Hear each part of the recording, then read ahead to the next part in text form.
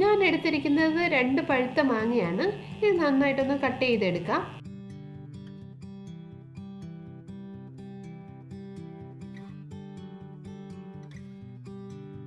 ഇതേപോലെ വളരെ ഈസി ആയിട്ട് മാങ്ങ നമുക്ക് പെട്ടെന്ന് കട്ട് ചെയ്യാം.